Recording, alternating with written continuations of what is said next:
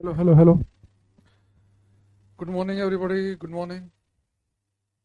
देखते हैं भाई आज कमेंट वमेंट आएंगे कि नहीं आएंगे आपके। 2 दिन तो हो गए ऐसे ही।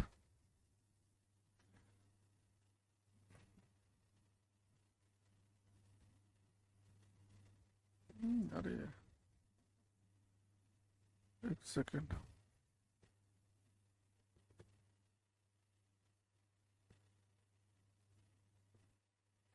3 सेकेंड।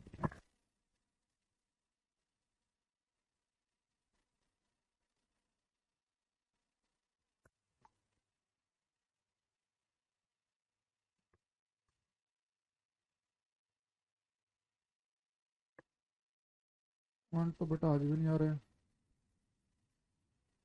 क्या किया जाएगा।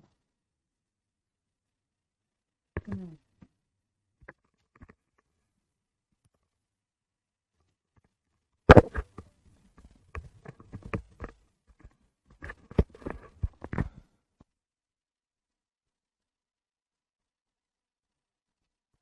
वेट करने के लिए बोला यार इन्होंने। 1 मिनट रुक जाओ। ठीक है। आज मैंने उनसे बोला था भाई कमेंट चलाना, तभी क्लास लेंगे हम। अब देखते हैं।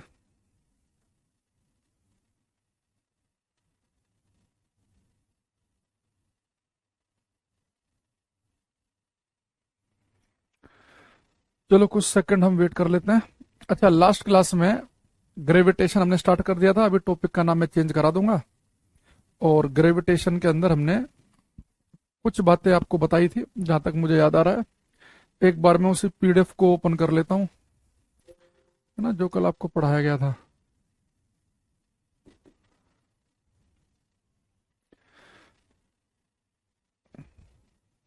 तो लास्ट में बेटा मैंने आपको, ओके हाँ, लास्ट में मैंने आपको बताया था कि एक्सिलरेशन ड्यू टू ग्रेविटी, गुरुत्व त्वरण जो है, इसका फॉर्मूला हमने लिखा था Gm/r², है ना। ये फॉर्मूला हमने लिखा हुआ था। एक सेकंड ऑडियो पे कर लेते हैं। ठीक। और इसमें आपको मैंने बताया था भाई, जो जी की वैल्यू जो है अलग अलग प्लेनेट पे अलग अलग है। जैसे जी की वैल्यू अगर हम अर्थ पे बात करें तो जी की वैल्यू अर्थ पे होती है 9.8। ये आपको लिखवाया था कल। अगर हम बात करें बेटा जुपिटर की, बृहस्पति ग्रह की, तो जी की वैल्यू लगभग लगभग 25 के आसपास है। अगर हम मंगल की बात करें, मार्स की, मार्स से लिखा स्पेलिंग मैंने, यही होती है स्पेलिंग मार्स की। तो मंगल ग्रह की बात करें तो इस पर जी की वैल्यू है लगभग 3.7 के आसपास। अगर हम कोई ऐसे मून ले ले, आकाशीय पिंड मून, इस पे है 1.63। तो हमने कल देखा था कि अलग अलग आकाशीय पिंड पर अलग अलग सेलिस्टल बॉडीज पर जी की वैल्यू अलग अलग होने का रीजन ये है कि सबके मास और सबकी रेडियस अलग अलग है।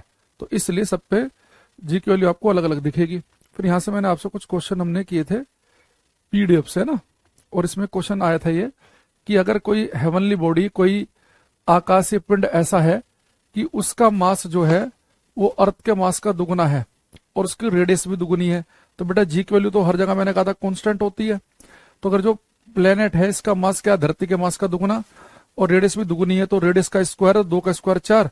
तो इस प्लेनेट पर जी की जो वैल्यू होगी, धरती पर जी की वैल्यू की होगी आधी। धरती पर 9.8 है तो इस पर होगी 4.9। हाँ, आप देखो मेरे पास कमेंट आ गया। ये मुझे अगर से कल की क्लास रिकॉर्ड नहीं हुई है। अच्छा, कल की क्लास का पूरा वीडियो नहीं है? ऐसे कैसे हो गया भाई। एक सेकंड रुको। एक बच्चा कह रहा है कि कल जो क्लास हुई थी वो,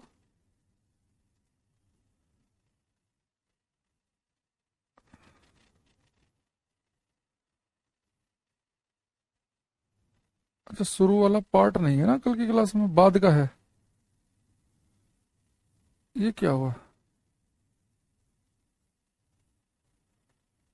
हम्म,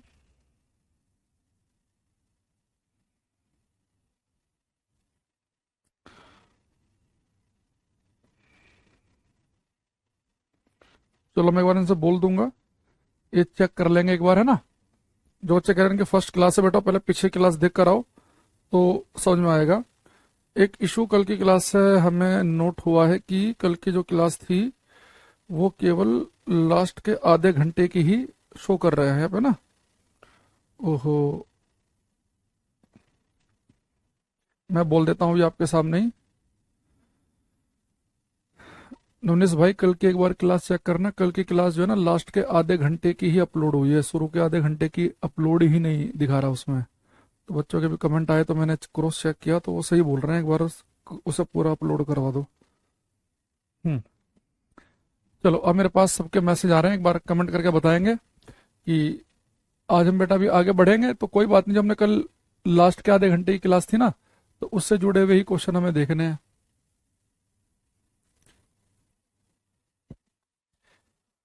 लाइव क्लास जो नहीं कर पाए थे बच्चा बोल रहा है, ठीक है। जिन्होंने देखो कल की क्लास लाइव ली होगी उन्हें तो कोई समस्या नहीं आई होगी, है ना, लाइव वालों को। तो शायद हो सकता है कि जिसने बाद में देखी होगी, हो जाएगा, काफी हद तक हो जाएगा प्रिंस। डन। अच्छा चलो, तो बेटा ये बताओ मुझे कि कल के आपने लास्ट के आधे घंटे की तो रिकॉर्डेड भी देखी है। तो मैंने आपको बताया कि जी की वैल्यू अलग अलग प्लेनेट पर अलग अलग ग्रह पे अलग अलग है ना। तो उसकी वजह यह है कि हर एक प्लेनेट का मास और उसकी रेडियस अलग अलग है। मुबशर, प्रजापति, गजाला, मनोज, नितेश, प्रिंस सबके ठीक है। चलो अब आज की क्लास यहां से हम शुरू करते हैं। ये सबसे पहले आप क्वेश्चन बताएंगे। ये क्वेश्चन बेटा मेरा आपसे ये है कि ये मैंने बेटा दो ऑब्जेक्ट लिए, एक ये है और एक ये ऑब्जेक्ट बेटा मान लो 10 किलोग्राम का है और ये 2 किलोग्राम का है। तो सेम साइज के हमने दो ऑब्जेक्ट लिए, एक 10 किलोग्राम का, एक 2 किलोग्राम का। अगर बेटा मैं इन दोनों को सेम हाइट से गिराऊंगा तो पहले जमीन पर आकर कौन सा गिरेगा। अगर एक हाथ में आप 10 किलो की वस्तु लें, एक में 2 किलो की लें, इन्हें सेम हाइट से छोड़ दें तो जमीन पर आकर पहले कौन सी गिरेगी। और जब बेटा हम फिजिक्स पढ़ रहे होते हैं ना, तो जब तक हमें ना कहा जाए तो हम यही मान के चलते हैं कि ये सारा काम वैक्यूम निर्वात में हो रहा है, यानी कि हवा का जो प्रभाव है, एयर का जो रेजिस्टेंस है, हवा का प्रभाव हम फिजिक्स में नेग्लेक्ट करके चलते हैं, मानते हैं कि हवा नहीं है, हवा का कोई प्रभाव नहीं है। और आप क्या करो, एक हाथ में 10 किलो की चीज लो, एक में 2 किलो की, अगर मैंने गिराएंगे सेम हाइट से तो आप सभी को पता है कि बेटा दोनों बिल्कुल एक साथ जमीन पर आकर गिरेंगी। एग्जैक्ट, वस्तु हल्की हो भारी हो उससे कोई फर्क नहीं पड़ेगा। तो जितने समय में 10 किलो वाली नीचे आकर गिरेगी उतने समय में बेटा ये इसे मान लो कि T1 समय नीचे आने में लगा, इसे लगा T2, तो बेटा टाइम बराबर है, दोनों बिल्कुल सेम टाइम पर नीचे आके गिरेंगी। अब देखो ऐसा क्यों होता है।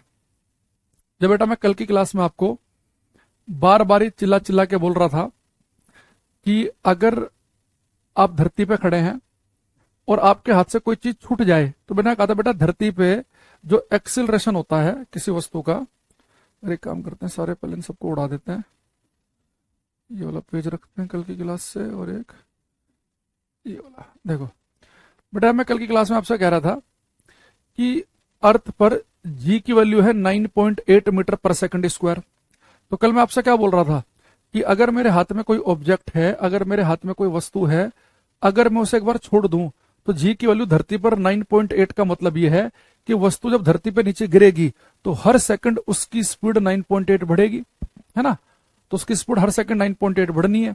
लेकिन क्या मैंने आपको उस समय ये कहा था क्या कि अगर मैं धरती पे कोई चीज छोड़ दूंगा, वो अगर भारी होगी तो तभी उसकी स्पीड हर सेकंड 9.8 बढ़ेगी, हल्की होगी तो नहीं बढ़ेगी। नहीं बेटा, आप अर्थ पर कोई वस्तु हल्की हो, भारी हो, टेढ़ी हो, मेढ़ी हो, कितनी भी भारी वस्तु हो, कितनी भी चाहे हल्की वस्तु हो, अगर आपके हाथ से कोई चीज छूट गई अगर धरती पर, तो बेटा उसकी स्पीड हर सेकंड 9.8 ही बढ़नी है। क्योंकि बेटा अगर आप जी का फॉर्मूला देखें, इस जी के फॉर्मूले में देखो किसका मास लिखा है, ये प्लेनेट का, ग्रह का, ये रेडियस किसकी लिखी, प्लेनेट की। इस जी के फॉर्मूले में जो वस्तु गिराई जा रही है उसका मास तो है ही नहीं, है ना। तो अगर आप अपने हाथ से कोई चीज छोड़ देंगे, भाई प्रिंस क्लास से भगा दोगे तुम्हें, एक ही बार लिखे जा रहे हो, पूरी वीडियो नहीं, बात हो चुकी है, क्लास में टाइम से आया करो, वीडियो नहीं है, आधी अधूरी है, ये है वो है, होगी बात वो। अब अगर मेरे हाथ से कोई चीज छूट रही है धरती पर, चाहे हल्की हो चाहे भारी हो, उससे कोई फर्क नहीं पड़ेगा। जब वो नीचे की तरफ आएगी तो सबके अंदर जो एक्सेलरेशन पैदा होगा, सबके अंदर जो त्वरण पैदा होगा वो 9.8 का होगा। यानी कि कोई वस्तु हल्की हो चाहे भारी हो, सबकी स्पीड नीचे आते समय हर सेकंड 9.8 बढ़ेगी। तो बेटा मान लो एक ऑब्जेक्ट है, ये अभी आपने यहां से ड्रॉप किया तो 1 सेकंड के बाद इसकी स्पीड 9.8 बढ़ गई, तो मान लो कि ऑब्जेक्ट 1 सेकंड में इतना नीचे गिरा। तो बेटा जो 2 किलोग्राम वाला है ना, ये भी 1 सेकंड में ठीक इतना ही नीचे गिरेगा। अगर 2 सेकंड के बाद यहां तक पहुंच गया तो ये वाला भी 2 सेकंड के बाद यहां तक ही पहुंचेगा, और ये 2.25 सेकंड में टकराया तो ये भी यहां पे टकराएगा ही। तो अगर आप सेम हाइट से दो चीजों को गिराओगे, वो दोनों बिल्कुल एक साथ नीचे आकर गिरती हैं, बिल्कुल एक साथ। वो हल्की हैं भारी, उससे कोई फर्क नहीं पड़ेगा, क्योंकि जो बेटा जब नीचे की तरफ को आएंगी, इसके अंदर जो एक्सेलरेशन पैदा होगा वो जी के बराबर होगा, क्योंकि इसके अंदर एक्सेलरेशन हो रहा है ग्रेविटी की वजह से पैदा, और इसके अंदर भी एक्सेलरेशन होगा जी के बराबर। और जी की जो वैल्यू है वो वस्तु के द्रव्यमान पर डिपेंड करती नहीं है। वस्तु हल्की है तो भी उसके अंदर एक्सेलरेशन जी है, वस्तु भारी है तो भी उसके अंदर एक्सेलरेशन जी है। तो पेपर में क्वेश्चन बहुत आता है कि अगर अलग अलग मास की, अलग अलग द्रव्यमान की दो वस्तुओं को हम गिराएं तो गिरते समय उनके पास क्या चीज सेम होगी। तो बेटा गिरते समय बोल देगा कि उनके पास एक्सेलरेशन सेम होगा। जैसे ये एक्सेलरेट कर रही है बिल्कुल वैसे ये भी एक्सेलरेट कर रही है। बाकी ऑप्शन में कुछ और लिख देगा, वो कहेगा कि दोनों के मोमेंटम संवेग सेम होंगे। गलत भाई, दोनों के मोमेंटम सेम कैसे होंगे? मोमेंटम होता है मास इनटू वेलोसिटी, जिसका मास ज्यादा है उसका मोमेंटम ज्यादा होगा, जिसका कम मास उसका मोमेंटम कम होगा। ऐसे आगे बोल देगा काइनेटिक एनर्जी। गलत भाई, काइनेटिक एनर्जी हम पढ़ेंगे आगे चल के 12 mv² होती है, जिसका मास ज्यादा उसकी काइनेटिक एनर्जी ज्यादा, जिसका मास कम उसकी काइनेटिक एनर्जी कम। पोटेंशियल एनर्जी भी मास पर डिपेंड करती है, mgh। जब दो वस्तुएं अलग अलग मास की, एक 10 किलो की एक 2 किलो की जब गिर रही होती है तो उन दोनों के पास त्वरण सेम होता है। जो एक्सेलरेशन इसके पास है वही एक्सेलरेशन इसके पास है। इसकी स्पीड भी हर सेकंड 9.8 बढ़ रही है, इसकी भी 9.8 बढ़ रही है, हर सेकंड दोनों की स्पीड बराबर बढ़ रही है, तो बिल्कुल एक साथ जमीन पर आके टकराएंगी। तो हम लिखेंगे when two objects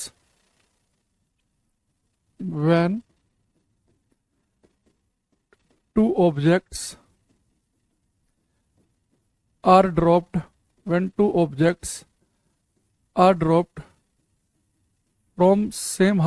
from same height when two objects are dropped from same height in vacuum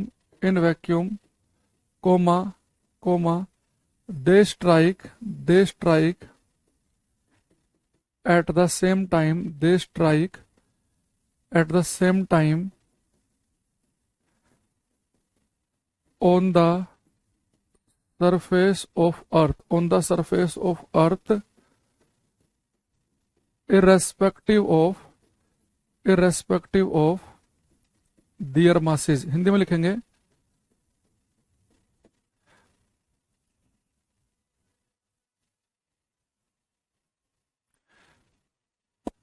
निर्वात में समान ऊंचाई से गिराई गई दो वस्तुएं, निर्वात में समान ऊंचाई से गिराई गई दो वस्तुएं समान समय पर जमीन से आकर टकराती हैं।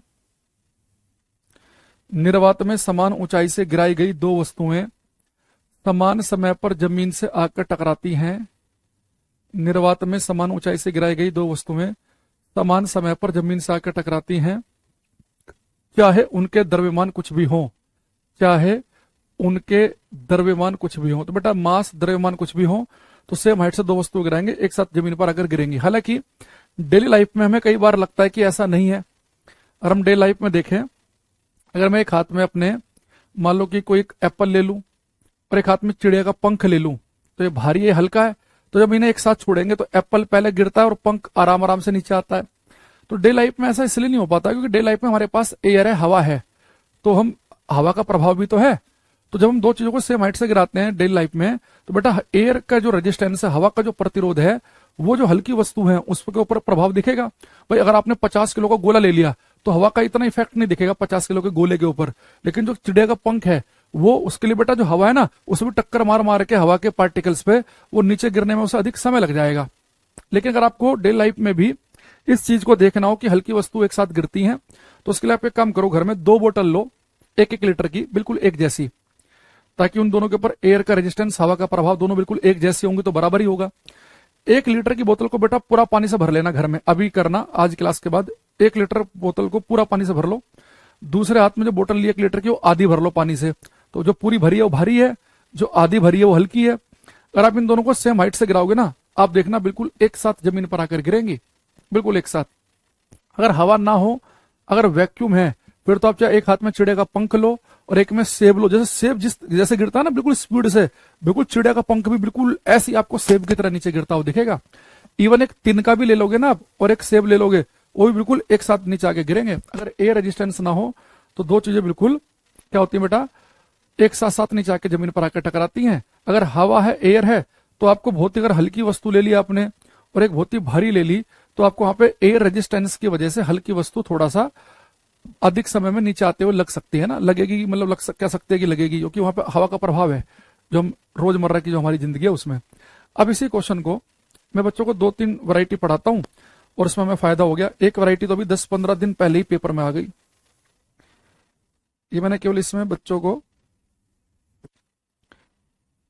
अलग अलग थोड़ा सा कॉन्सेप्ट बताने के लिए बताना शुरू किया था। ये बिहार वालों ने पूछ लिया। अब बेटा मैंने फिर से क्या किया, सेम हाइट ली, यहाँ पे मैंने एक ऑब्जेक्ट लिया और उसे 2 मीटर पर सेकंड की स्पीड से ऐसे फेंका हॉरिजॉन्टल डायरेक्शन में, 2 की स्पीड से। और बेटा जो दूसरा वाला ऑब्जेक्ट है, चलो वो बिहार वाला क्वेश्चन अभी थोड़ी देर में लेंगे, पहले हम क्या करते हैं, एक और वैरायटी ले लेते हैं, हो सकता है कि अगली बार इस वाली वैरायटी को चिपका दे वो। और ये बेटा जो दूसरा ऑब्जेक्ट है इसे मैंने ड्रॉप किया, तो देखो सेम हाइट से मैं एक ऑब्जेक्ट को तो ऐसे ड्रॉप कर रहा हूं ऐसे, और एक को बेटा मैं हॉरिजॉन्टल स्पीड से 2 मीटर पर सेकंड की हॉरिजॉन्टल स्पीड से फेंक रहा हूं। तो इसे मैं ड्रॉप करूंगा तो ये तो बेटा ऐसे नीचे आएगा, यहाँ जमीन पे आके टकरा गया। और जैसे मैंने 2 मीटर पर सेकंड की क्षैतिज दिशा में स्पीड दी है, कुछ ऐसे आएगा, जमीन पे आके टकरा जाएगा, कुछ ऐसे ना, यहाँ पे आके टकरा गया, ये कुछ ऐसा आएगा।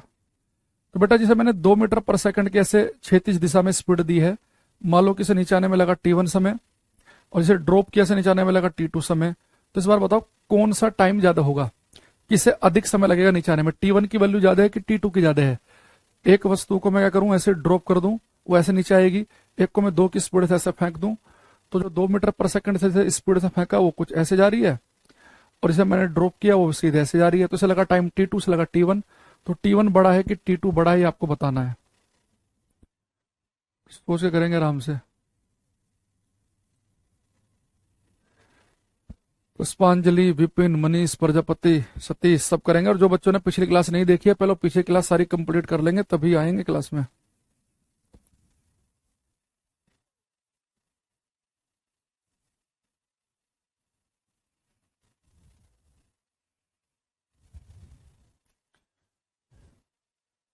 बादल का एक आंसर आया सबसे पहले हमारे पास, मुबाशर, दोनों का गलत है, शुरुआत ही एकदम बेकार हो गई है।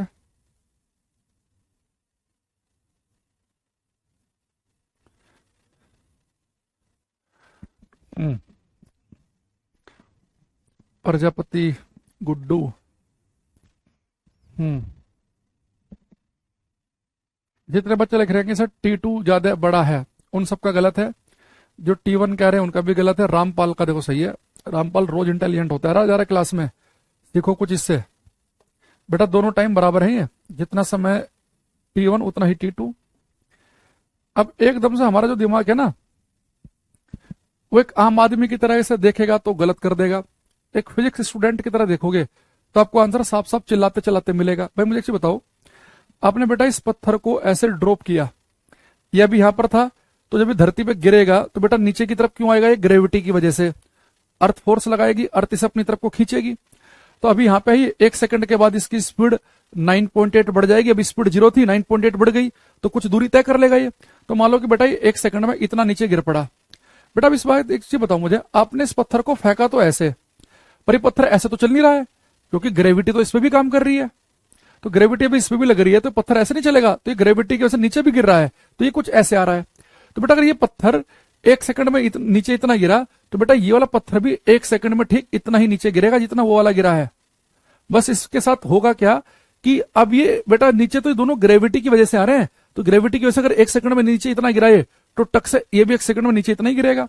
बस फर्क क्या पड़ेगा कि इसके पास इधर को भी स्पीड है 2 मीटर पर सेकंड, तो बेटा गिरते गिरते 1 सेकंड में 2 मीटर आगे भी चल रहा होगा, यानी खाली नीचे नहीं गिर रहा है, ये गिरते गिरते आगे की तरफ को भी बढ़ रहा है। तो ये क्या करेगा, ये बेटा 1 सेकंड में क्या हुआ, यहां तक पहुंचा, पर ये क्या है, इसके पास में क्षैतिज दिशा में हॉरिजॉन्टल डायरेक्शन में भी स्पीड है 2 मीटर पर सेकंड, तो 1 सेकंड में 2 मीटर आगे की तरफ भी चलेगा। यानी बस ये क्या फर्क पड़ेगा, ये आपको यहां पर ना दिखाई देकर यहां पर दिखाई देगा। तो इस वाले पत्थर ने तो केवल नीचे गिरने का काम कर रहा है, 1 सेकंड में ठीक केवल ऐसे कर रहा है। ये दूसरे वाला नीचे तो गिर रहा है पर साथ में आगे भी बढ़ रहा है, नीचे गिरते गिरते वो आगे की तरफ को भी बढ़ रहा है। तो जितना नीचे की तरफ ये गिरा उतना नीचे की तरफ वो भी गिरेगा। बस ये तो वहीं के वहीं नीचे ऐसे जाएगा, वो 1 सेकंड में 2 मीटर आगे चला जाएगा। 2 सेकंड के बाद मान लो कि पत्थर यहां तक पहुंच चुका है, तो बेटा 2 सेकंड के बाद ये भी यहां तक ही पहुंच जाएगा।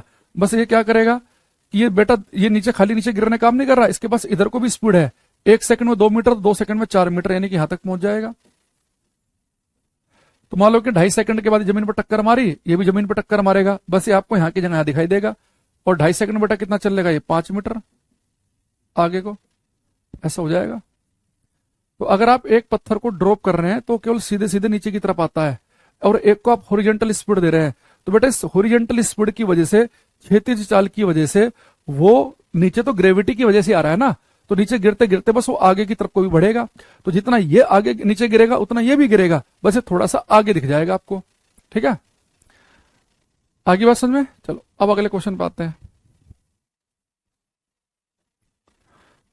ये वाला क्वेश्चन बिहार में आया था जो मैं अगला पूछ रहा हूं।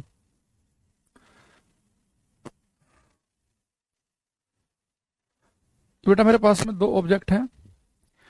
इस ऑब्जेक्ट को मैंने हॉरिजॉन्टल डायरेक्शन में फेंका 2 मीटर पर सेकंड की स्पीड से, और इसको फेंका मैंने 5 मीटर पर सेकंड की स्पीड से। ठीक, तो अगर मैं सेम हाइट से 2 पत्थर लूं, एक को मैं क्षैतिज दिशा में 2 मीटर पर सेकंड से फेंक दूं और एक को 5 मीटर पर सेकंड से फेंक दूं, दोनों सेम हाइट पर हैं, बस एक को मैंने 2 मीटर पर सेकंड से फेंका, एक को 5 से फेंका।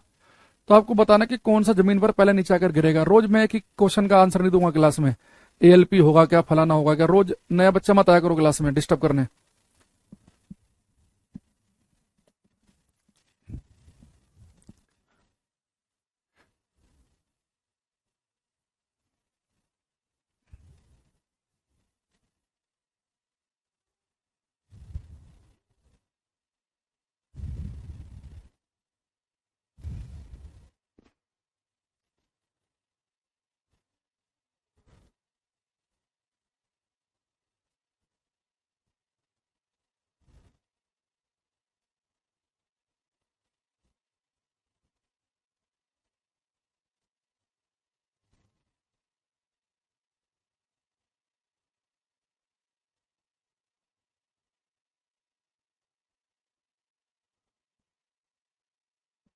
हम्म, संकल भाई ये बात हो गई है, हर 2 मिनट बाद में हर नए बच्चों को नहीं बताया जाएगा। कल की क्लास अपलोड नहीं हुई है, शुरू में क्लास में आओ, सब बात हो चुकी है ये, है ना। तो हर 10 मिनट में नया नया बच्चा आके ना ये फालतू बिल्कुल भी डिस्टर्ब ना करो क्लास को। तुम्हें पढ़ना लिखना तो है नहीं, 11:15 की क्लास में आ रहे हो 11:45 बजे, तो क्या ही करोगे तुम, पूरी क्लास अपलोड हो भी जाएगी। तो अब यहाँ पे एक चीज देखना बेटा, अगर इस वाले को नीचे आने में लगा है T1 समय और इस वाले को नीचे आने में लगा T2 समय, तो बेटा ये दोनों भी बिल्कुल एक साथ जमीन पर आकर गिरेंगे। अगर आप पिछले क्वेश्चन को समझ गए तो ये अपने आप से समझ जाओगे। देखो बेटा, आपने इसे 2 मीटर पर सेकंड ऐसा फेंका, ये कुछ जमीन पे ऐसा आके गिरेगा, है ना। इसे 5 मीटर पर सेकंड से फेंका ये कुछ ऐसा आके गिरेगा। अब देखो होगा क्या बेटा, आप इन्हें फेंक तो ऐसे रहे हैं, इसे स्पीड दे रहे हैं 2 की, इसे दे रहे हैं 5 की, पर ये नीचे की तरफ को क्यों आ रहे हैं, क्योंकि इन्हें ग्रेविटी भी तो खींच रही है। अब मान लो कि बेटा 1 सेकंड के बाद ये पत्थर जो है वो इतना नीचे गिरा, तो ये वाला भी बेटा 1 सेकंड में इतना ही नीचे आके गिरेगा जितना ये वाला गिरा है, दोनों बराबर गिरेंगे नीचे। बस फर्क क्या पड़ेगा, इसके पास इस डायरेक्शन में स्पीड है 2 मीटर पर सेकंड, तो बेटा अगर 1 सेकंड में नीचे इतना गिरा तो नीचे गिरते गिरते ये हॉरिजॉन्टल डायरेक्शन में क्षैतिज दिशा में भी आगे की तरफ को बढ़ जाएगा। तो इसकी स्पीड है 2 मीटर पर सेकंड, यानी कि 1 सेकंड में 2 मीटर आगे चला जाएगा ये, यानी कि आपको यहां पर दिखाई देगा।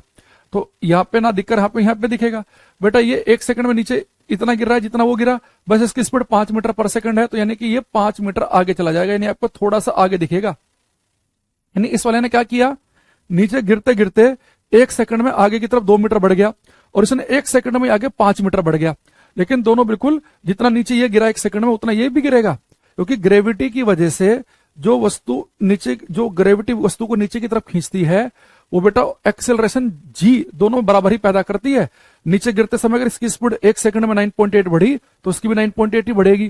तो नीचे वाली डायरेक्ट जो डिस्टेंस है, जितना 1 सेकंड में ये वाला पत्थर नीचे गिरेगा उतना ये भी गिरेगा, बस आगे वाली स्पीड की वजह से ये 1 सेकंड में नीचे गिरते गिरते 2 मीटर आगे पहुंच जाएगा और 5 मीटर।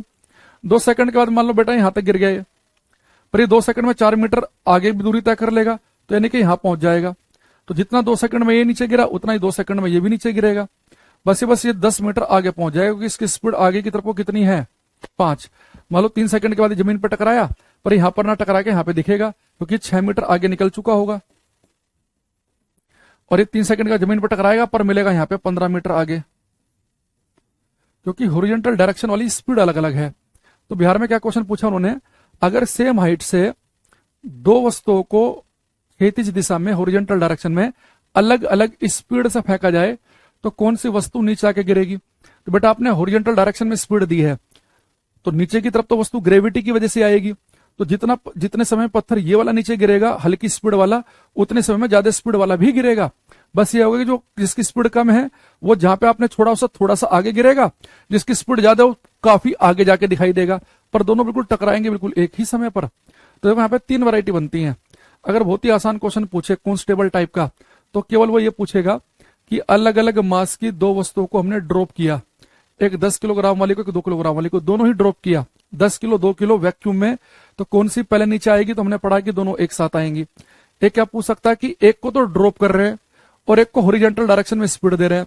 तो बेटा इसे आपने 2 मीटर पर सेकंड की स्पीड दी हॉरिजॉन्टल डायरेक्शन पर, नीचे तो ये भी ग्रेविटी की वजह से आएगा और ये भी नीचे ग्रेविटी की वजह से ही आएगा। ठीक है, अब यहाँ पे क्या होगा, ये भी दोनों बिल्कुल एक साथ नीचे आके गिरेंगी। बस इसे जहां पे छोड़ा था ठीक वहीं के वहीं आके गिर जाएगा। और इस वाले के साथ में क्या होगा कि यहाँ पे जहां पे आपने इसे छोड़ा उसे थोड़ा सा आगे दिख जाएगा। अगर एक को ड्रॉप किया और एक को हॉरिजॉन्टल स्पीड है तो भी एक साथ, दोनों के पास हॉरिजॉन्टल स्पीड है पर अलग अलग स्पीड है तो भी बिल्कुल एक साथ आके गिरेंगे। जिन्होंने शुरू से क्लास देख रहे हो समझ गए होंगे। एक कह रहा अगर ऑब्जेक्ट जो है सेम हाइट से छोड़े डिफरेंट प्लेनेट पर, भाई वो तो फिर आप देखो ना, अगर आप डिफरेंट प्लेनेट पे चले गए, इतनी हाइट से आप एक पत्थर छोड़ रहे हैं धरती पर और उतनी हाइट से एक पत्थर आप छोड़ रहे हैं चांद पर, चलो चांद तो प्लेनेट नहीं, चलो आकाशीय पिंड मान लो। एक आपने क्या किया, उतनी हाइट से एक वस्तु छोड़ रहे हैं आप धरती पर और उतनी हाइट से एक छोड़ रहे हैं चांद पर, तो जी की वैल्यू दोनों जगह अलग अलग है। धरती पे कोई वस्तु जब नीचे की तरफ गिरती है उसकी स्पीड हर सेकंड 9.8 बढ़ती है, और चांद पे मैंने कल आपको समझाया था कि जब कोई वस्तु चांद पे जब नीचे की तरफ गिरेगी तो उसकी स्पीड हर सेकंड 1.63 ही बढ़ती है। तो चांद पे तो आराम आराम से आएगी नीचे, धरती पे पहला के टकरा जाएगी। ऐसे आप एक ले लो धरती पे, ले लो जुपिटर पे, धरती पे जब किसी वस्तु को छोड़ोगे उसकी स्पीड हर सेकंड 9.8 बढ़ेगी, जुपिटर बढ़ जाएगी हर सेकंड 25, तो जुपिटर पे जल्दी टक्कर मार देगी। फिर जिस प्लेनेट पर जी की वैल्यू ज्यादा होगी वो जल्दी टकरा जाएगी। लेकिन अभी हम यहाँ पे जब कंपेयर कर रहे हैं ना दोनों ऑब्जेक्ट को, बेटा हम एक ही प्लेनेट पर यानी कि अर्थ वाला केस लेके चल रहे हैं कि दोनों के दोनों ऑब्जेक्ट अर्थ पे ही हैं। तो जब कोई ऑब्जेक्ट को आप अर्थ पे लोगे तो जब वो ऑब्जेक्ट नीचे की तरफ जब आते हैं, वो नीचे वाला जो है सारा खेल, अगर अगली बार देखो फिर एक और आ गया, हर 5 मिनट में एक मूर्ख आ जाता है क्लास में, कल वाली क्लास। इससे मुझे पता चल रहा है आपकी क्लास के बारे में कि आप में से बच्चे रेगुलर नहीं है। 11:15 बजे क्लास है, कोई 11:30 बजे आ रहा, कोई 11:15 बजे आ रहा, जिसने जब मुंह धो लिया अपना क्लास में आ गए। तो ये तुम्हारा रोज का ये हालत रहती होगी, और फिर आगे क्या बोलते तो समझ में नहीं आया। 11:15 बजे आते ही मैंने बता दिया हाँ भाई कल की क्लास जो है अपलोड नहीं हुई थी, हमने बात भी कर ली, तुम्हारे सामने एक रिकॉर्ड मैसेज भेज दिया।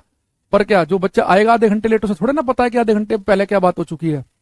तो इसका मतलब है कि जितने बच्चे लेट आ रहे हैं इनका जीवन में कुछ नहीं होना, न इन्हें समय की कीमत का पता है, न इन्हें चलती हुई क्लास में ये नहीं पता कि क्या चीज लिखनी है क्या नहीं लिखनी है। चलती हुई क्लास में तो कमेंट करना ही नहीं है। जब आप 11:15 की क्लास में 11:45 बजे आओ, सुनो, केवल समझ में आए अच्छी बात है, वरना क्लास छोड़ के चले जाओ, उसे बाद में देखना। तो बीच में ना ज्ञानवर्धक बातें ना मत लिखो, हर 5 मिनट में एक नया बच्चा आ जा रहा है, कितनों को मना करें। और उसका दिक्कत है अवॉइड करो कमेंट, तो कमेंट बॉक्स भर देंगे पूरा, कल की क्लास पूरा कमेंट बॉक्स भर रखा है। तो ढंग का मैसेज हम पढ़ ही नहीं पा रहे बच्चों का। एक 1.3 सेकंड क्यों रहती है चांद पर स्पीड।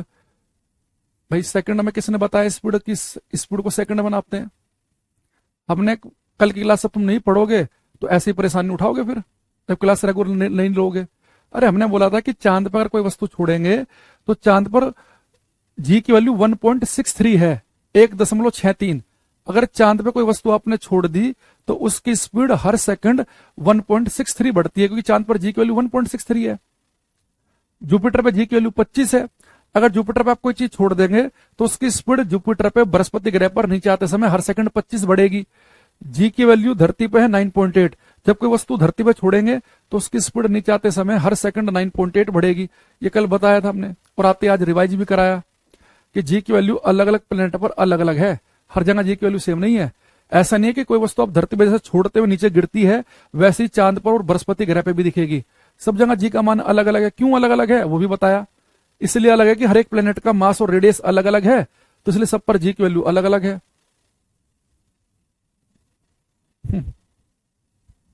फिर बच्चे कहते हैं मास्टर जी गुस्सा हो जाते।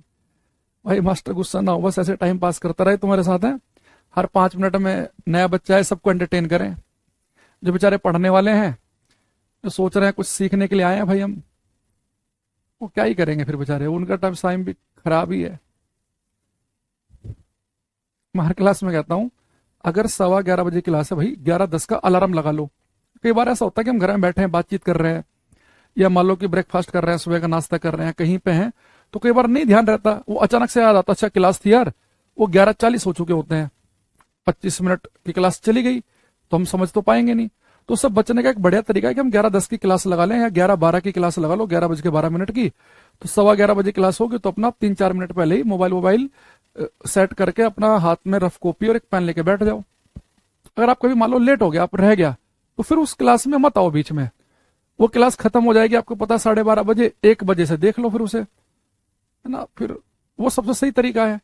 आप चलती हुई क्लास में आके कोई भी कमेंट कर रहे हो तो वो बिल्कुल मूर्खतापूर्ण चीज है। वो आप उन बच्चों का समय खराब कर रहे हो जो बहुत सीरियस हैं। अब आते हैं यहाँ पे, अब हमारे पास में बेटा हमने, अच्छा एक अगर मैं आपसे क्वेश्चन पूछूं, एक ऑब्जेक्ट बेटा ये है, इसे मैंने ड्रॉप करा, ये से नीचे आके गिरा, और एक ऑब्जेक्ट मेरे पास में ये है, ठीक है, इसे मैंने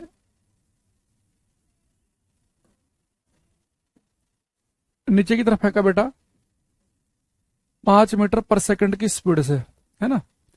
तो ये जो जिसे मैंने ड्रॉप किया ये नीचे तक आया T1 समय में, सेम हाइट से एक को मैंने 5 मीटर पर सेकंड की स्पीड से नीचे की तरफ फेंका, इसे नीचे आने में लगा T2 समय। तो बताओ T1 बड़ा है कि T2 बड़ा है?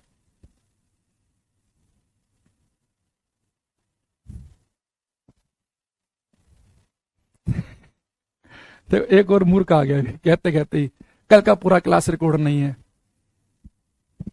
अभी इसे इसे समझाऊंगा, फिर 5 मिनट में एक और नया आ जाएगा। करो भाई, बाकी बच्चे करो ये।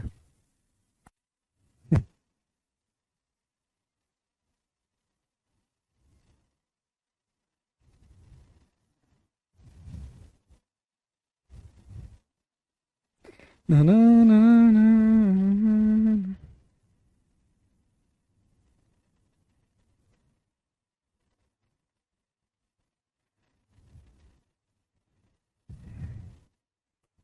एक और धुरंधर आया, प्रिंस कह रहा जी अगर हाइट सेम ना हो ये बताना पड़ेगा। अरे एक पत्थर को आपने लिया, फर्स्ट फ्लोर से गिरा रहे हो, एक को गिरा रहे हो 5वें फ्लोर से। अरे भाई 5वें फ्लोर से जो गिरा रहे हो तो देर में गिरेगा भाई। जो जिसे ज्यादा हाइट से गिराओगे वो ज्यादा समय लेगा, लंबी दूरी तय करनी है उसे। कह रहा जी अगर हाइट सेम ना हो। देखो इस वाले केस में जो बच्चे लिख रहे हैं T1 T2 बराबर, उन सबका गलत है बेटा। इस वाले केस में आप एक चीज बताओ, आपने से किया ड्रॉप, जिसे आप ड्रॉप कर रहे हो तो इसकी शुरुआत की वेलोसिटी तो 0 है, तो ये 0 से स्टार्ट करेगा, इसकी स्पीड अभी 0 है, 1 सेकंड के बाद कितनी हो जाएगी बढ़ के 9.8। भाई दूसरे वाले को बेटा आप ड्रॉप नहीं कर रहे हो, एक को तो आपने ड्रॉप किया और एक को ऐसा फेंक रहे हो, थ्रो कर रहे हो 5 की स्पीड से। तो ये तो बेटा शुरुआत कर रहा है, इसकी इनिशियल वेलोसिटी तो 0 है और ये शुरुआत कर रहा है 5 से, तो ये जल्दी आके नहीं नीचे गिरेगा क्या? तो T2 की वैल्यू कम होगी इस वाले केस में। तो यहां पे जो T2 है वो T1 से कम होगा, छोटा होगा T2। ये जल्दी आके गिरेगा और ये देर में आके गिरेगा। देखो अगर सेम हाइट से हम दो चीजों को, इसे भी ड्रॉप कर रहे हैं इसे भी ड्रॉप कर रहे हैं, मास का तो मैं मतलब ही नहीं है हल्के हैं कि भारी हैं, ड्रॉप करेंगे तो ये शुरुआत करेगा 0 से, तो इसकी स्पीड 1 सेकंड के बाद 9.8 बढ़ेगी, यहां तक पहुंचा। इसे भी ड्रॉप किया तो 1 सेकंड के बाद इसकी स्पीड 9.8 बढ़ी, ये भी यहां तक पहुंचा। तो दोनों को ड्रॉप करेंगे तो दोनों गिरेंगे बिल्कुल एक साथ। लेकिन आप एक को कर रहे हैं ड्रॉप और एक को हॉरिजेंटल स्पीड दे रहे हैं, हॉरिजेंटल क्षैतिज दिशा में, जो पीछे क्वेश्चन लिया था। तो बेटा नीचे वाली स्पीड तो ये भी 0 से स्टार्ट करेगा, क्योंकि इससे तो ड्रॉप किया तो नीचे ये गिरेगा, जीरो की स्पीड से स्टार्ट करेगा, एक सेकंड का स्पीड 9.8 बढ़ेगी, नीचे आ रहा ग्रेविटी की वजह से। तो जैसे आपने हॉरिजॉन्टल स्पीड दी तो वर्टिकल डायरेक्शन में ऊर्ध्वाधर दिशा में उसके पास थोड़े ना स्पीड है, तो वो भी तो नीचे की तरफ तो जीरो की स्पीड से स्टार्ट करेगा, बस आगे वाली स्पीड की वजह से थोड़ा सा आगे जाके गिर पड़ेगा। लेकिन यहां पे मैंने क्या किया, एक को मैंने किया ड्रॉप और एक को बेटा हॉरिजॉन्टल स्पीड नहीं दिया, इस बार मैंने वर्टिकल स्पीड दी। तो यानी मैं नीचे की तरफ को ऐसे थ्रो कर रहा हूं तो ये जल्दी आके गिर जाएगा नीचे। समझो बेटा, सारे केस समझना। ये केस क्या है, जहां पे दोनों ऑब्जेक्ट आप ड्रॉप कर रहे हैं तो ये भी शुरुआत करेगा जीरो से, ये भी करेगा जीरो से, एक सेकंड बाद स्पीड 9.8 बढ़ेगी, इसकी 9.8 बढ़ेगी, तो वो स्पीड 9.8 बढ़ेगी तो कुछ दूरी ये तय कर लेगा, ये भी उतनी तय करेगा, दोनों एक साथ गिरेंगे। एक को आप कर रहे हैं ड्रॉप और एक को आप हॉरिजॉन्टल स्पीड दे रहे हैं। जैसे आप ड्रॉप कर रहे हैं, नीचे कोई जीरो की स्पीड से स्टार्ट करेगा तो बेटा इसके पास हॉरिजॉन्टल स्पीड है, ये वर्टिकल डायरेक्शन में तो इसके पास भी स्पीड जीरो से स्टार्ट करेगा, तो दोनों बिल्कुल एक साथ गिरेंगे नीचे आके, बस इस हॉरिजॉन्टल स्पीड की वजह से यहां पर ना गिरकर थोड़ा सा आगे गिर जाएगा। अब यहां पर भी दोनों के पास हॉरिजॉन्टल स्पीड है, एक के पास कम एक के पास ज्यादा, तो भी एक साथ गिर रहे हैं। जिसके पास स्पीड कम है, इसे जहां से आपने छोड़ा उसे बस थोड़ा सा आगे गिरेगा, जिसके पास ज्यादा स्पीड है जहां से छोड़ा उसे काफी आगे गिर जाएगा। पर एक को आपने ड्रॉप किया, को वर्टिकल स्पीड दी तो ये वाला पहले गिर जाएगा। आगे बात समझ में अब? ठीक है, तो T2 की वैल्यू होगी छोटी, आप ये कह सकते हो कि T1 जो है अधिक समय लेगा।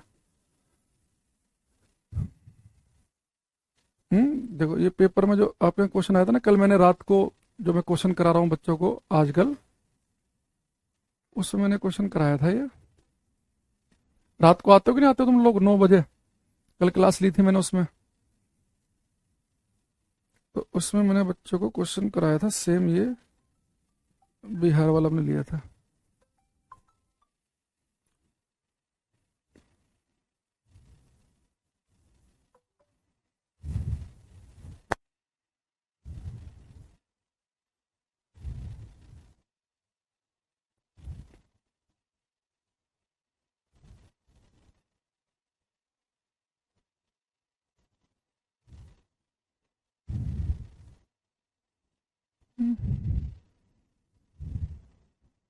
कहाँ गया भाई, क्वेश्चन ही गायब हो गया।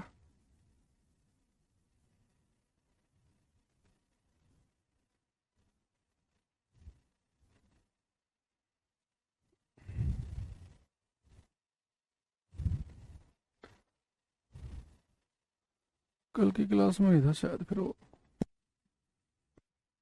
चलो छोड़ो।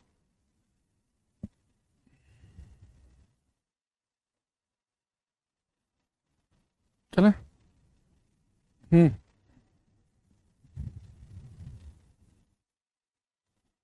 कोई बात नहीं सूरज, दोबारा देख लेना क्लास, समझ में आ जाएगा। ठीक है, अब आगे बढ़ते हैं।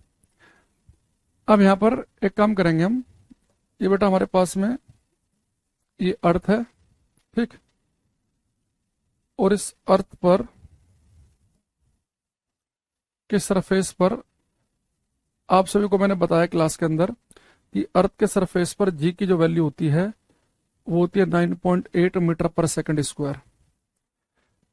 तो बेटा जी की वैल्यू अर्थ के सरफेस पर 9.8 का मतलब मैंने आपको 10 बार बताया इस क्लास में, ठीक है, कि जी की वैल्यू अर्थ के सरफेस पर 9.8 का मतलब यह है कि अगर कोई वस्तु अर्थ के सरफेस पर हम छोड़ेंगे तो जब वो नीचे की तरफ गिरेगी तो हर सेकंड उसकी स्पीड 9.8 बढ़ेगी, है ना, ये हम समझ में आया हमें।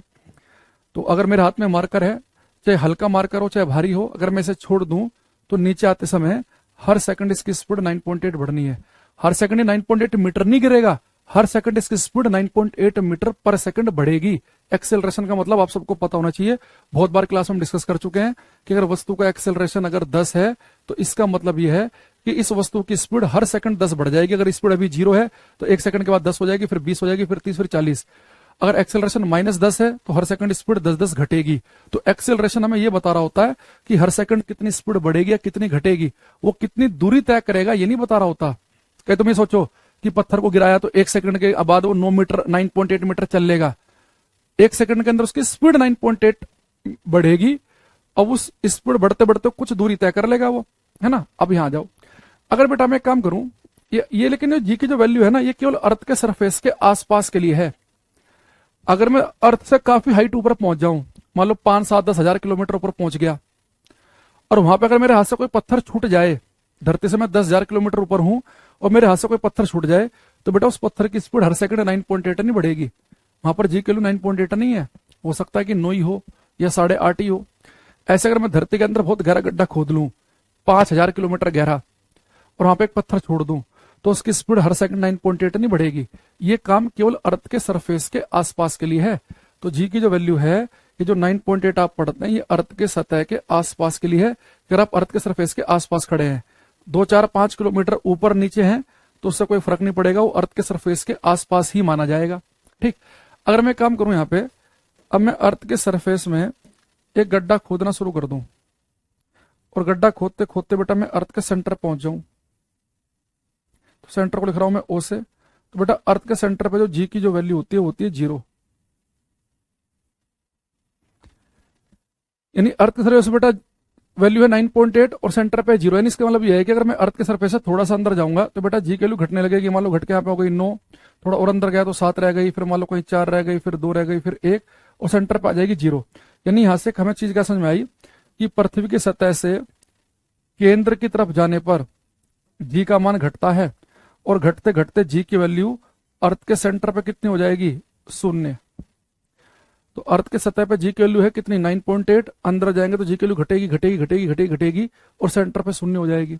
ऐसे अगर मैं अर्थ के सरफेस से बेटा ऊपर जाना शुरू कर दूं, ऊपर की तरफ, तो अर्थ के सरफेस से ऊपर की तरफ हम जाएंगे तो जी की वैल्यू यहाँ पर भी घटेगी, है 9.8 है, फिर घट के होगी 9, 7, 6, 4, 2, 1, और एक पॉइंट पे यहाँ पर भी 0।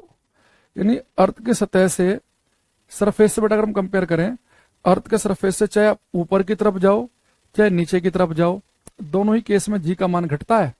तो जी की वैल्यू जो 9.8 है वो सतह पे है। तो अगर आपसे पूछ ले कि जी की वैल्यू अर्थ के सरफेस पे ज्यादा होगी या 20 किलोमीटर ऊपर ज्यादा होगी या 20 किलोमीटर अंदर ज्यादा होगी, हम बोलेंगे जी की वैल्यू सबसे ज्यादा मिलेगी अर्थ की सतह पे, क्योंकि ऊपर की तरफ जाके भी जी की वैल्यू घटती है और अंदर जाने पर भी जी का मान घटता है। अगर मान लो कि मैं, एक व्यक्ति तो यहाँ पे खड़ा है, उसने जी की वैल्यू कैलकुलेट की, एक मान लो कि ऊपर गया कुछ ऊपर, एक गया कुछ गहराई अंदर, तो बेटा जो यहाँ पे उसे जी की वैल्यू 6 दिख रही है, इस वाले को 4 दिख रही है, इसे तो 9.8 ही दिख रही है सरफेस वाले को। तो जी की वैल्यू पृथ्वी की सतह से ऊपर जाओ चाहे नीचे जाओ, दोनों केस में घटती है, और घटते घटते सेंटर पे 0, ऐसे ऊपर जाएंगे बढ़ते बढ़ते बढ़ते एक पॉइंट पे जाके ऊपर भी 0 हो जाएगी, बहुत दूर इन्फिनिटी कह सकते हो आप उसे। तो यहाँ पे लिखेंगे हम वेरिएशन, एक हेडिंग डालेंगे हम, variation in the value of g, variation in the value of g. और बेटा जी हमेशा स्मॉल लिखना है ये, क्योंकि हमने कल की क्लास में पढ़ा था कैपिटल जी। जो क्लास रिकॉर्ड नहीं है, जो बच्चे रिकॉर्डेड देखते हैं, तो वो उनका मिसिंग हो चुका है, वो पार्ट हम डलवा देंगे। हमने बोला अगर नहीं होगा ना, अगर कल की क्लास वो नहीं मिल पाई, कल सर्वर पे काम चल रहा था, तो मैं किसी और बैच में जो मैंने टॉपिक पढ़ाया था, वो किसी और बैच से फिर उठा के मैं कोशिश करूंगा कि वो उतना पार्ट आपको मिल जाए, है ना।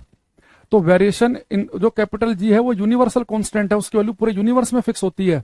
ये स्मॉल जी है जिसकी वैल्यू अलग अलग प्लेनेट पर अलग अलग है, अलग अलग ग्रह पे अलग अलग है, कि धरती पे जी की वैल्यू 9.8, जुपिटर पे 25, और चांद पे 1.63, मंगल पे 3.7, ये स्मॉल जी है। तो variation in the value of G with height and depth, Hindi में लिखेंगे पृथ्वी तल से ऊपर नीचे जाने पर जी के मान में परिवर्तन, पृथ्वी तल से ऊपर नीचे जाने पर जी के मान में परिवर्तन।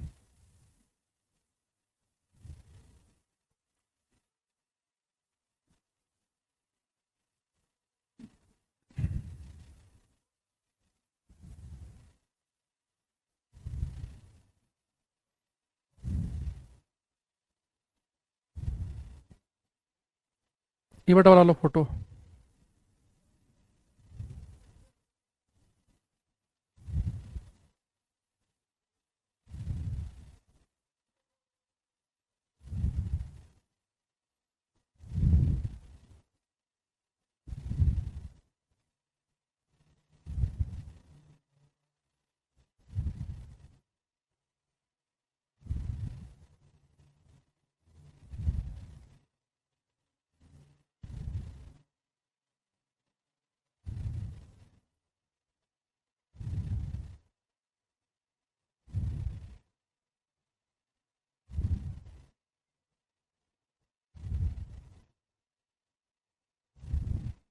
ठीक।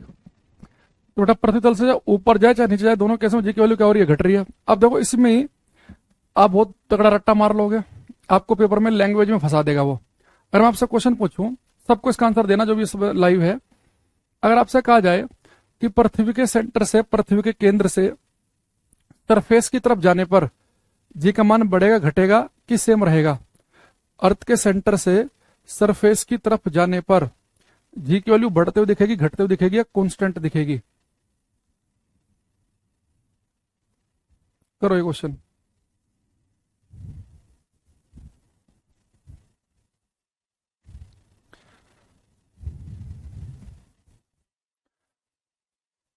ये लड़का सतीश से ब्लॉक करना भाई। ये जो इतने फालतू आए ना बच्चे ऐसे क्लास में, बिना देखने सबको भगाओ। इन्हें पढ़ना वढ़ना नहीं है क्लास में। अब मैंने देखो क्या पूछा, इस बार हमने गेम खेल दिया, हमने रट्टा क्या मार रखा है कि अर्थ के सरफेस से ऊपर जाओ नीचे जाओ, दोनों केस में जी का मान घटेगा घटेगा। पर उसने क्या पूछा, उसने कहा कि अगर हम सेंटर से सरफेस की तरफ जाएं, भाई देखो अर्थ के सरफेस से हम नीचे जा रहे हैं, जी की वैल्यू घट रही है, 9 8 7 6 4 2 5 0 1 हो गई। लेकिन बेटा उसने ये नहीं कहा कि सरफेस से सेंटर की तरफ आना, वो कह रहा है कि अगर मैं सेंटर से सरफेस की तरफ जाऊं तो बेटा सेंटर पे 0 है, थोड़ा ऊपर जाएंगे 1 2 फिर 3 4 5 6 7 8 9, ऐसे बढ़ते बढ़ते 9.8 हो जाएगी। तो हमारा आंसर होगा, अगर वो पूछेगा कि सेंटर से सरफेस की तरफ जाओ तो जी का मान बढ़ रहा है, और सरफेस से सेंटर की तरफ जाओगे तो जी का मान घट रहा है। तो ध्यान से पढ़ लेना, कहीं ऐसा ना हो कि गड़बड़ हो जाए मामला, ठीक है। अच्छा, अब यहां पर एक हम बड़ा प्यारा शब्द पढ़ेंगे, एक शब्द पढ़ेंगे हम, वेट भार। अगर आपको याद हो, एक दिन एक बच्चे ने मेरे से पूछा था काफी क्लास पहले कि सर ये वेट और मास में क्या फर्क होता है, द्रव्यमान और भार में क्या फर्क होता है? और मैंने बोला था कि आपको मैं ग्रेविटी वाले चैप्टर में बताऊंगा। बताया था ना, एक क्लास की बात है ये, जो रेगुलर है बच्चे उन्हें पता होगा, जो चलते फिरती क्लास में आ जाते हैं जज करने टीचर को, वो तो खैर क्या ही बता पाएंगे। तो मैंने आपको कहा था कि हम मास और वेट पढ़ेंगे, ग्रेविटी में ग्रेविटी तो आ गया है, तो आज फड़क पढ़ते अब पढ़ते हैं। देखो बेटा वेट पता क्या है बेटा, जैसे मान लो कि कोई भी ऑब्जेक्ट अगर मान लो कि अर्थ के ऊपर है, या अर्थ थोड़ा किसी भी ग्रह पर किसी भी प्लेनेट पर है, तो हम प्लेनेट में हमेशा अर्थ का ही जिक्र करेंगे, धरती पर रहते हैं हम। तो बेटा अर्थ जो है किसी भी ऑब्जेक्ट पे अब जो फोर्स लगाती है, जितने फोर्स है धरती किसी भी ऑब्जेक्ट को अपने सेंटर, अपने केंद्र की तरफ को खींचती है, वो उस वस्तु का भार होता है। देखो मास क्या है, जैसे मान लो कि मेरे पास में ये मार्कर है, तो इस मार्कर को बनाने में मुझे जितने पार्टिकल, जितने मटेरियल का यूज करना पड़ा, मान लो कि मेरे पास ये मार्कर है, इसके ऊपर अगर मैं एक प्लास्टिक की लेयर और चढ़ा दूं, एक प्लास्टिक की लेयर अगर मैंने और चढ़ा दी, तो उस मार्कर का मास बढ़ जाएगा, क्योंकि इस मार्कर के बनने में जिस मटेरियल का मैंने यूज किया उसके कण बढ़ गए। भाई मैं इसके ऊपर 4 5 लेयर चढ़ा दूंगा, तो मास द्रव्यमान होता है बेटा क्वांटिटी ऑफ मैटर, पदार्थ की मात्रा। अगर आप मान लो कि इतने सारे चावल आपने एक जगह रख दिए और जगह इतने सारा चावल रख दिया, तो यहाँ पे नंबर ऑफ पार्टिकल्स चावल के ज्यादा है, यहाँ पे कम है। तो मास तो आपको बता रहा है कि पदार्थ कहाँ पे कम है कहाँ पे ज्यादा। तो अगर मुझे पता चला कि एक जगह आधी किलो चावल है, एक जगह 5 किलो चावल है, यानी कि मुझे चावल के यहाँ दाने, चावल के पार्टिकल्स ज्यादा मिलेंगे जहां 5 किलो चावल है। लेकिन इस 5 किलो चावल पर, इस आधी किलो चावल पर धरती जिस फोर्स से अपने केंद्र की तरफ खींच रही है वो उसका वेट है। तो वेट क्या होता है एक्चुअली में, वेट भार कुछ और नहीं, एक फोर्स, एक बल है।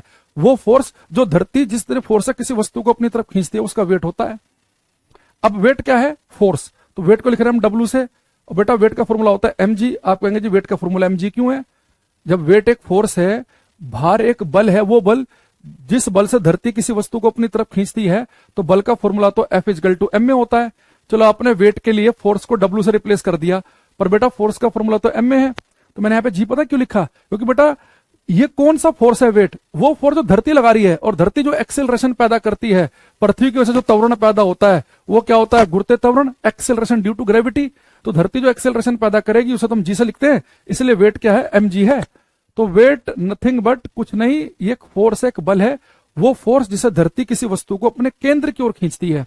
तो मान लो कि आपके पास में एक ये वस्तु है कोई, इसका मास है m, इसका द्रव्यमान m है, यानी कि कुछ किलोग्राम की है। इस ऑब्जेक्ट को बनाने में जितना पदार्थ आपने यूज किया होगा, जितना ज्यादा मटेरियल आप यूज करेंगे, यानी कि उसके अंदर उसका मास उतना ज्यादा होगा। एक वस्तु को बनाने में आपको मान लो कि 50 पार्टिकल यूज किया आपने प्लास्टिक के, एक को बनाने में 1 करोड़ पार्टिकल यूज किए, तो उसका मास ज्यादा। लेकिन अब बेटा इस मास को धरती जितने फोर्स से अपने केंद्र की तरफ खींचेगी वो उसका वेट होगा। तो वेट होता है mg। और किसी वस्तु का जो वेट होता है ना, वो हमेशा नीचे की तरफ को ही क्यों हम दिखाते हैं? आपने देखा होगा बहुत किताबों में कि भाई एक वस्तु है, इसका द्रव्यमान m है और धरती, उसका वेट हमेशा हम लिखेंगे mg, क्योंकि mg क्या है, वो वेट क्या है, वो फोर्स धरती लगा रही है और धरती हर एक वस्तु को अपने केंद्र की ओर खींचती है, इसलिए वेट को हम हमेशा नीचे की तरफ दिखाते हैं। यानी ये हमेशा कहां को लगता है? वर्टिकली डाउनवर्ड डायरेक्शन में, हमेशा नीचे की ओर काम करता है ये। अच्छा, दूसरी चीज, अब बेटा मैंने कहा कि मास क्या है? पदार्थ की मात्रा। मान लो कि मैंने अपने हाथ में यहां पर 1 लाख दाने ले लिए चावल के, ये मास।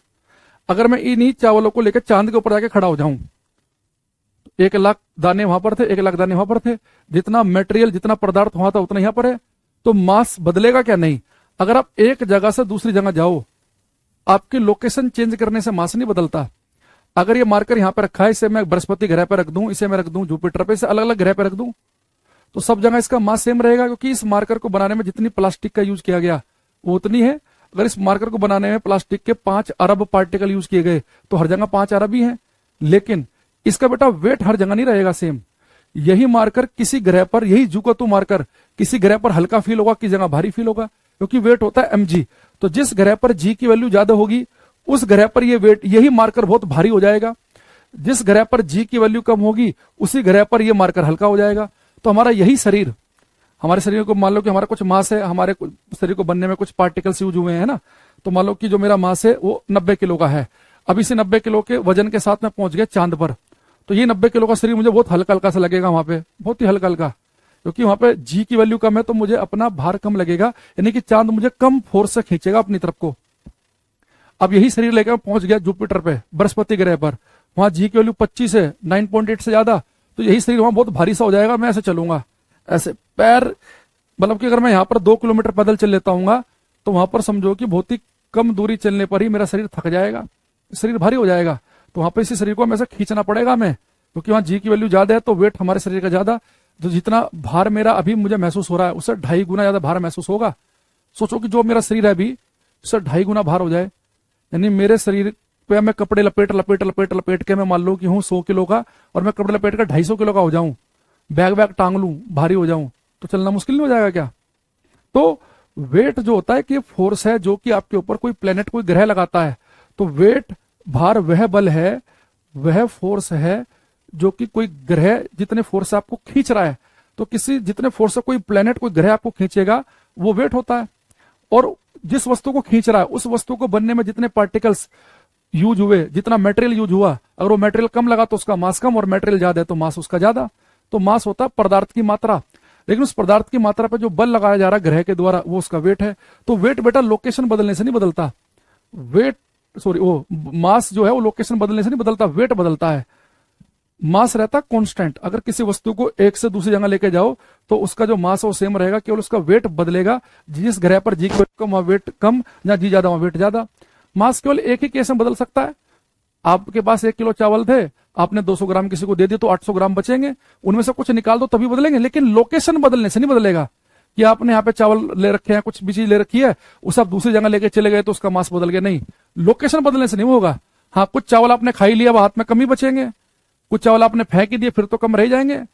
ठीक है, तो यहां पे देखेंगे हम, एक सेकंड, एक सेकंड रुको।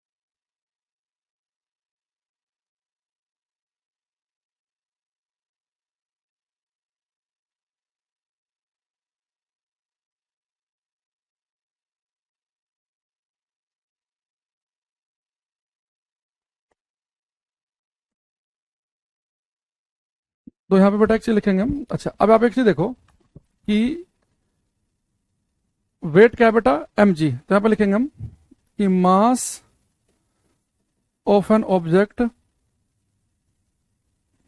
मास of an object always remains constant, only weight varies. किसी वस्तु का द्रव्यमान हमेशा नियत रहता है, केवल वस्तु का भार परिवर्तित होता है। किसी वस्तु का द्रव्यमान हमेशा नियत रहता है, केवल वस्तु का भार परिवर्तित होता है। तो मास हमेशा नियत रहने का मतलब मैं ये कह रहा हूं कि लोकेशन बदलने से, कि आप यहां से वहां गए, अमेरिका गए, अफ्रीका गए, चांद पे गए, जुपिटर पे गए, मंगल पे गए, बुध पे गए, वीनस पे गए, शनि ग्रह पे गए, और आप अलग अलग ग्रह पे घूम रहे हैं, तो लोकेशन बदलने से मास में फर्क नहीं पड़ेगा, मास रहेगा कांस्टेंट, और वेट क्या करेगा, वेरी, क्योंकि अलग अलग ग्रह पर जी की वैल्यू अलग अलग है, तो वेट अलग अलग होगा। अब आप खुद देखो कि अर्थ के सेंटर की अगर हम बात करें, at the centre of earth, अगर हम बेटा पृथ्वी के केंद्र की बात करें, तो पृथ्वी के केंद्र पर जी की वैल्यू 0 है। अगर जी की वैल्यू 0 है तो वेट क्या होता है, mg, तो यानी कि वेट भी क्या हो जाएगा, 0। यानी अगर कोई व्यक्ति पृथ्वी के केंद्र पर खड़ा हो तो उसे अपना भार महसूस ही नहीं होगा, उसे भारहीनता महसूस होगी, वेटलेसनेस, वेटलेसनेस, भारहीनता। ये मैंने जो मेरा टेलीग्राम चैनल है उस पर आज के 10 क्वेश्चन में से क्वेश्चन ये भी है कि पृथ्वी के केंद्र पर खड़े व्यक्ति का भार कितना होगा। तो अर्थ के केंद्र पर जो व्यक्ति खड़ा है वहां जी की वैल्यू 0 है, तो उसे अपना भार 0 महसूस होगा। ऐसे ही बेटा अगर आप अर्थ के सरफेस से ऊपर जा रहे हैं, जी की वैल्यू घट रही है, तो आपको अपना भार भी घटते हुए महसूस होगा। अर्थ के सरफेस से आप नीचे की तरफ आ रहे हैं, जी की वैल्यू घट रही है, तो आपको अपना भार घटते हुए महसूस होगा, और घटते घटते सेंटर पे 0। ऐसे ऊपर जाएंगे तो जी की वैल्यू यहाँ पे 0 हो जाएगी, तो भार भी क्या हो जाएगा, 0। यानी जैसी शकल जी की वैसी शकल वेट भार की। तो हर वो जगह जहां जी का मान कम है तो वहां पर आपको अपना भार कम लगेगा, हर वो जगह ज्यादा जहां जी का मान ज्यादा है तो आपको अपना भार भी ज्यादा लगेगा। तो वही वस्तु, वही मान लो कि वही एक पत्थर आपने ले रखा है, उस पत्थर को ऊपर लेके जाओगे, हल्का हल्का होते होते एक जगह भारहीनता आ जाएगी। वही पत्थर नीचे लेके आ रहे हैं, भार कम होते होते भारहीनता, वेटलेसनेस आ जाएगी उसी पत्थर में। वही पत्थर जब सेंटर से ऊपर जाएंगे तो उसका भार बढ़ता हुआ दिखेगा, फिर यहाँ पे आ गया, फिर ऊपर जा रहे हैं तो भार कम होता हुआ दिख रहा है, लेकिन पत्थर वही का वही है। तो उस पत्थर का मास नहीं बदल रहा है, उसके अंदर जो पार्टिकल्स हैं उतने के उतने ही है, जितना भी उसके अंदर पदार्थ था वो का वही है। तो लोकेशन चेंज करने से उसका मास नहीं बदला, पर वही पत्थर कहीं पे हल्का हो गया, कहीं पे भारी हो गया। तो क्योंकि वेट जो है वो mg के बराबर। दूसरा बेटा अगर वेट जो है, अगर एक फोर्स है तो वेट की ऐसा यूनिट क्या बनेगी, इसका मात्रक बनेगा न्यूटन। तो वेट को हम नापते हैं न्यूटन में, सिंबल होता है इसका कैपिटल N। और मास की आपको ऐसा यूनिट पता ही है, इसे हम नापते हैं केजी में, किलोग्राम में।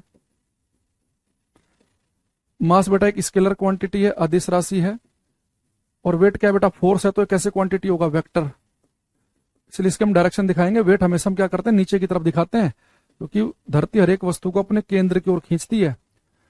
तो अगर कोई आपसे पूछे कि मास और वेट में क्या फर्क है, आप बोलेंगे कि मास एक स्केलर क्वांटिटी है, अदिश राशि है, इसे केजी में मेजर करते हैं। फोर्स, वेट एक वेक्टर क्वांटिटी है जिसे न्यूटन में मेजर करते हैं। और वेट फोर्स है एक टाइप का जो कि अर्थ किसी वस्तु पर लगाती है, तो धरती किसी वस्तु को जितने फोर्स से अपनी तरफ को खींच रही है उतना ही उस वस्तु का वेट भार होगा, ठीक है।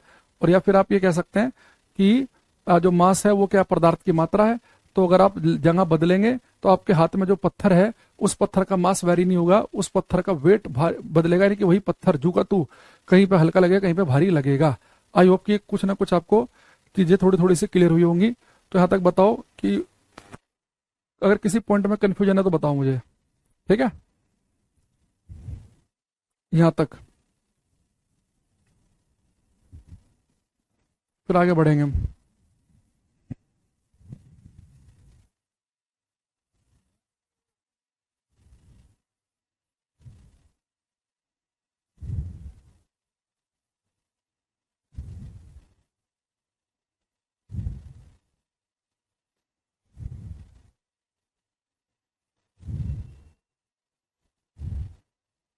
प्रजापति कह रहे जी क्लियर, बहुत बढ़िया।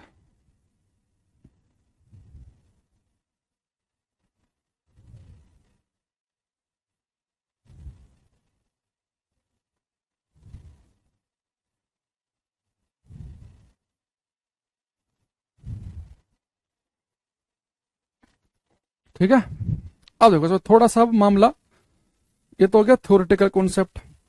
अब थोड़ा सा इसमें न्यूमेरिकल की तरफ को बढ़ेंगे हम। न्यूमेरिकल में देख रहा था कौन सी पीडीएफ में है, मिल जाए।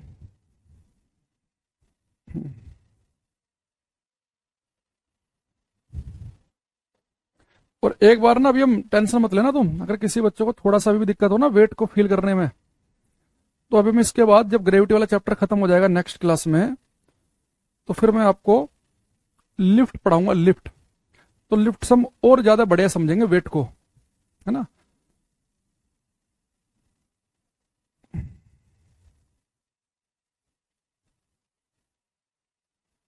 चलो यहाँ आ जाओ बेटा। ये मान लो कि हम सभी को पता है कि अर्थ के सरफेस पर जी की वैल्यू होती है 9.8।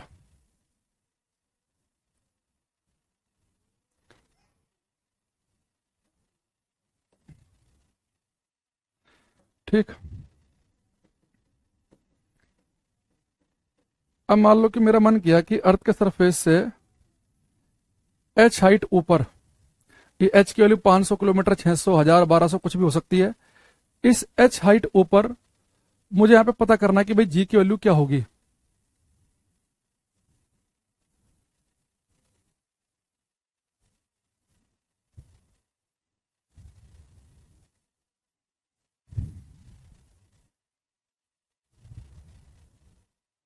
ये बच्चा क्या कह रहा है, जॉब की ऑब्जेक्ट को ईर्थ, अर्थ की स्पेलिंग पहले रख रखे भाई ने EART, 10 बार तो मैंने क्लास में लिख ली अर्थ की। और जॉब जब का होता बेटा JB लिखते हैं, तो शायद ये लिखना चाह रहे हैं कि जब किसी ऑब्जेक्ट को अर्थ सेंटर की तरफ तोरोफ, मतलब टीचर खुद ही समझे क्या लिखना चाह रहे हो भाई, हिंदी तो सही लिख लो। जब किसी ऑब्जेक्ट को अर्थ सेंटर की तरफ खींचते तो G equal to 0, Q at centre. अरे वो तो उसकी डायरेक्शन है कि अर्थ के सरफेस पर कोई भी वस्तु रखी है तो धरती उस पर फोर्स लगाएगी, तो उस फोर्स की दिशा क्या है, अर्थ के सेंटर की तरफ को है। ठीक है। अच्छा, अब मुझे बेटा पता चल गया कि यहाँ पे जी की वैल्यू 9.8 है, तो मुझे एच हाइट ऊपर यहाँ पे जी की वैल्यू निकालनी है। अच्छा, ये तो मुझे पता है कि 9.8 से तो कम आंसर आएगा। तो मान लो कभी पेपर में ऐसा गेम खेल दे कि पृथ्वी की सतह से 2000 किलोमीटर ऊपर जी का मान क्या होगा, 4 ऑप्शन दे देगा। तो 2000 किलोमीटर ऊपर पूछ रहा है, तो आप इतना ध्यान रखना कि जो भी ऑप्शन 9.8 के बराबर है या उससे बड़ा है वो तो मेरा आंसर नहीं है। अब मुझे यहाँ पे जी की वैल्यू को चेक करनी है, तो बेटा जी तो रहेगी नहीं।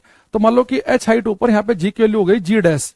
अब ये जी डैश कितना होगा हम कैसे निकाले, बड़ा आसान सा छोटा सा फॉर्मूला है, उससे देखो हम करेंगे अभी हम। बेटा देखो, अगर आपको धरती से एच हाइट ऊपर जी का मान निकालना है तो पता कितना होगा, जितनी वैल्यू जी की अर्थ के सरफेस पे है उसे आप क्या करो, 1 प्लस एच अपॉन आर के होल स्क्वायर से डिवाइड कर दो। यहां पर आपको पता है कि बेटा जी की वैल्यू क्या है, ये तो अर्थ के सरफेस वाली है 9.8, और इसे किसे डिवाइड करेंगे, 1 प्लस एच अपॉन आर के होल स्क्वायर से।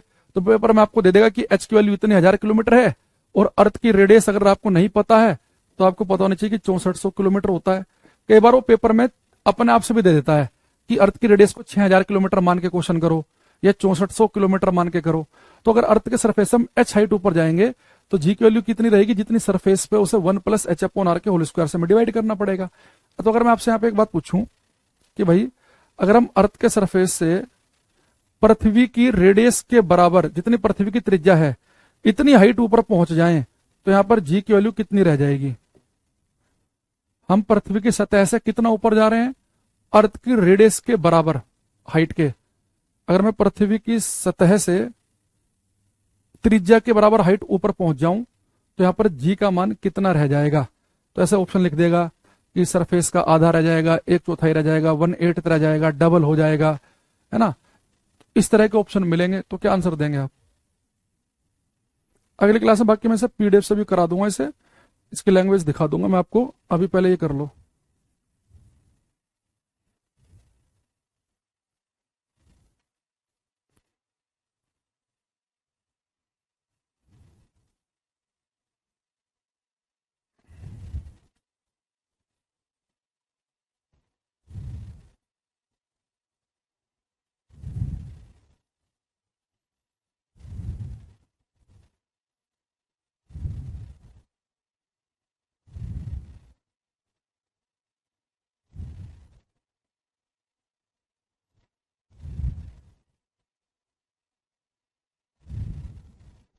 हम्म जो बच्चा जीरो लिख रहा है ना, क्यों, तो केवल ऐसे तुक्केबाजी कर रहा है, उसका बिल्कुल गलत है। कुंदन वेक्टर वगैरह का सही है। यहाँ बेटा किसी देखो, अर्थ के सरफेस हम एच हाइट ऊपर गए तो जी की वैल्यू क्या हो जाती है बेटा, एच हाइट ऊपर जी का मान होता है g upon 1 plus h upon R का होल स्क्वायर। अब वो कह रहा है कि कितनी हाइट ऊपर गए, रेडियस के बराबर, यानी एच की वैल्यू जो है रेडियस के बराबर है। तो बेटा आर से आर कट गया तो 1 और 1 कितना हो गया, 2, 2 का स्क्वायर हो जाएगा 4, यानी कि जी की वैल्यू यहाँ पे 1/4 रह जाएगी। यानी अगर मैं यहाँ पे जी की वैल्यू को अभी मोटा मोटी मान लूं 10, तो अगर मैं कितनी हाइट ऊपर जा रहा हूँ, रेडियस के बराबर अगर हाइट ऊपर जा रहा हूँ, तो जी की वैल्यू कितनी रह जाएगी, 10 का चौथाई यानी कि 2.5 रह जाएगी। अगर 9.8 मान रहा हूं तो कितनी रह जाएगी, 4 से भाग करेंगे तो 2.45 आएगी। और तो कम आई कि नहीं आई है, यानी कि हमारा आंसर बिल्कुल सही है। तो ऐसे ऐसे हम क्वेश्चन क्या करेंगे, कल की क्लास में मैं आपको 5, 7, 8 क्वेश्चन जो है अभी आज वाले फॉर्मूले से ही करा दूंगा। तो एक तो बेटा जीरो वीरो मत लिखो, जब आपको फॉर्मूला हमने बता दिया कि अगर पृथ्वी से अगर आप एच हाइट ऊपर जा रहे हैं तो जी की वैल्यू वहां पे इतनी रह जाएगी। तो अब वो देख लो हाइट कितनी बता रहा है, कई बार तो ऐसे लिख देगा कि कितनी हाइट ऊपर जाए, रेडियस के बराबर हाइट, कई बार लिख देगा कि रेडियस से डबल हाइट ऊपर जाए, कई बार लिख देगा कि हाइट 6000 किलोमीटर की ऊपर जाए और रेडियस बोल देगा कि भाई 6000 की ले लो, ऐसे भी कह देगा। कई बार बोल देगा कि 12000 किलोमीटर हाइट ऊपर जाए, रेडियस 6000 है। तो आपको जो एच की वैल्यू दे रखे हो पुट कर दो, यहाँ पे रेडियस की फॉर्म में दे रखे तो मैंने वैसे पुट कर दी, है ना। तो इसके हम कुछ क्वेश्चन करेंगे कल की क्लास में।